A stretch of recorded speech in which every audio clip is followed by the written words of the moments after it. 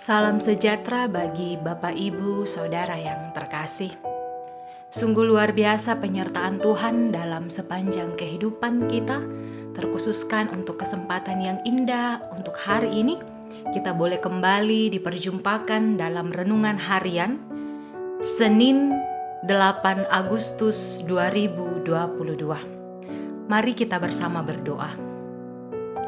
Allah Bapa dalam kerajaan surga, kami mengucap syukur kepadamu atas setiap berkat yang boleh Engkau nyatakan dalam kehidupan kami. Terima kasih untuk nafas yang baru, kesehatan dan kekuatan yang boleh Engkau anugerahkan kepada kami.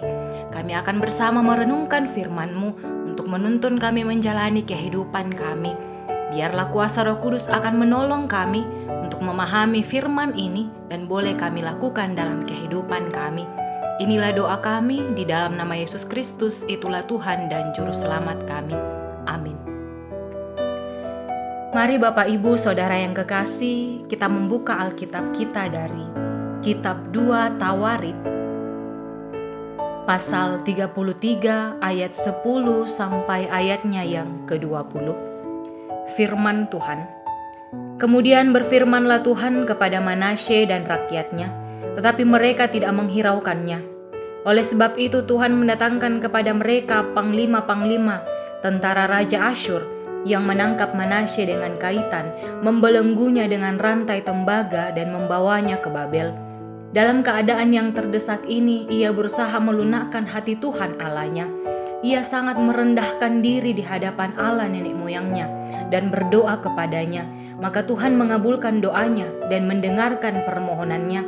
Ia membawanya kembali ke Yerusalem dan memulihkan kedukaannya sebagai raja, dan Manasye mengakui bahwa Tuhan itu Allah. Kemudian ia mendirikan tembok luar pada kota Daud, di sebelah barat Gihon, di lembah sampai dekat pintu gerbang ikan, mengelilingi Ofel. Tembok itu dibuatnya sangat tinggi. Ia menempatkan juga panglima-panglima perang di tiap kota kubu di Yehuda.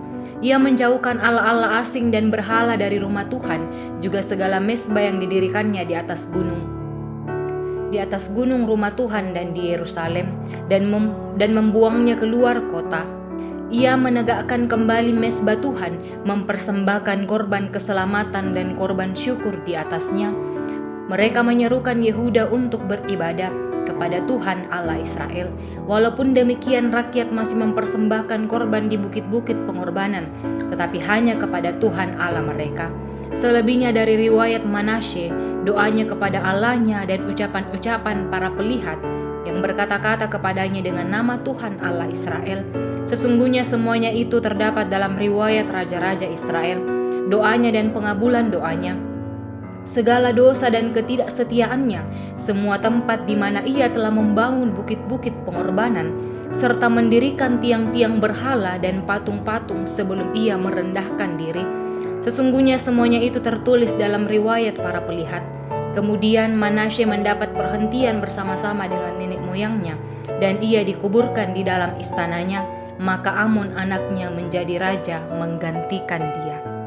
Amin.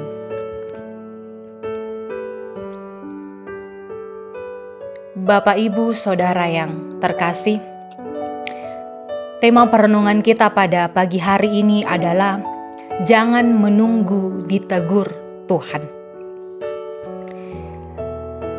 Ada sebuah nasihat yang sering diungkapkan oleh orang tua yang berkata bahwa tidak ada orang yang menyesal di awal.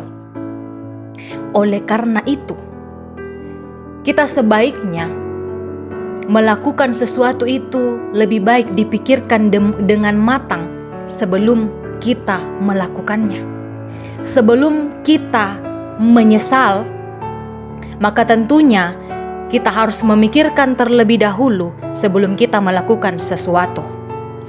Seperti inilah persoalan yang dihadapi oleh Manasye, karena dia menganggap bahwa dirinya ini adalah seorang raja. Dia memiliki kekuasaan, kerajaannya begitu kokoh dengan harta yang berlimpah-limpah. Sehingga karena ini, dia tidak lagi memperhatikan, mendengarkan perkataan Tuhan. Dia sering mendengarkan ramalan-ramalan dan sihir-sihir, juga banyak memanggil orang-orang pemanggil arwah, dan melakukan banyak hal yang jahat di mata Tuhan yang membuat hati Tuhan menjadi sakit. Tuhan kecewa atas apa yang dilakukan oleh Manasye. Dia lebih mendengarkan nasihat dari orang jahat dan apa yang diinginkan para pengikutnya. Walaupun hal itu bertentangan dengan ketetapan Tuhan, ia juga membuat berhala-berhala di dalam rumah Tuhan. Lalu Tuhan mengingatkan Manasye, tetapi ia tidak mendengar.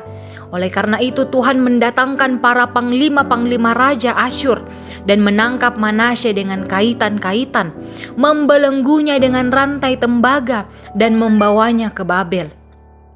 Tuhan membuat Manasye dipermalukan.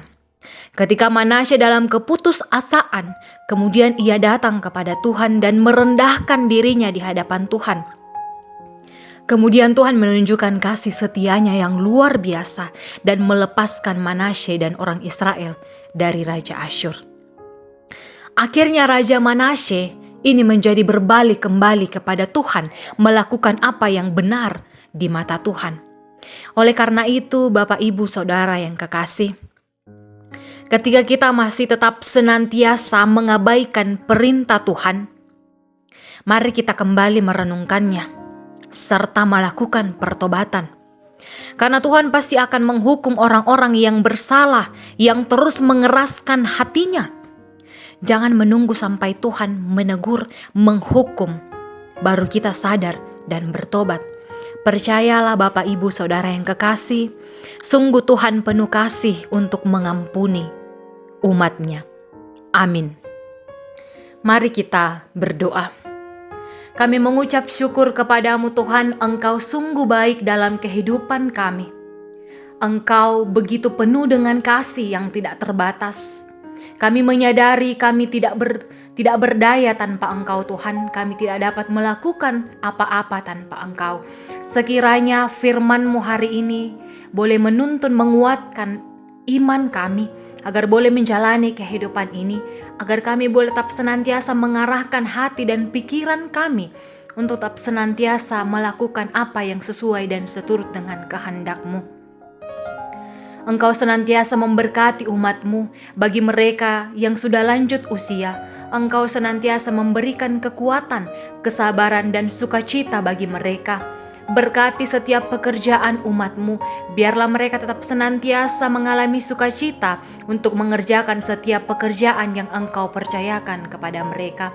Berkati anak-anak-Mu, biarlah mereka bertumbuh di dalam kasih-Mu dan boleh senantiasa menyelesaikan pendidikan dan boleh menjalani masa muda sesuai dan seturut dengan kehendak-Mu. Engkau menolong setiap umat-Mu Tuhan. Engkau hiburkan dan beri kekuatan mereka yang berduka cita. Engkau pulihkan mereka yang mengalami sakit penyakit Tuhan. Dan kami bersama-sama bersyukur untuk anugerah pertambahan usia yang boleh Engkau anugerahkan kembali Tuhan. Dan untuk setiap berkat-berkat dalam bentuk apapun yang boleh kami terima, Engkau senantiasa memberikan hikmat bagi kami semua untuk mengelolanya dengan baik. Setiap pergumulan hidup kami Tuhan, kami serahkan ke dalam tangan pengasihan-Mu. Rencana hidup kami Tuhan, Engkau campur tangan di dalamnya. Engkau menolong setiap umat-Mu yang telah Engkau pilih untuk menyebarluaskan Injil-Mu dimanapun. Engkau menolong menguatkan mereka senantiasa Tuhan. Engkau berkati bangsa dan negara kami. Berkati pemimpin-pemimpin kami agar boleh senantiasa memimpin bangsa dan negara ini dengan adil Tuhan. Allah Bapa dalam kerajaan sorga, inilah ungkapan syukur kami yang kami bawa dalam nama anak-Mu Yesus Kristus, itulah Tuhan dan Juru Selamat kami. Kami berdoa. Amin. Demikianlah Bapak, Ibu, Saudara yang kekasih perlindungan kita pada pagi hari ini. Mari kita kembali melanjutkan aktivitas kita. Salam sehat dan Tuhan Yesus memberkati.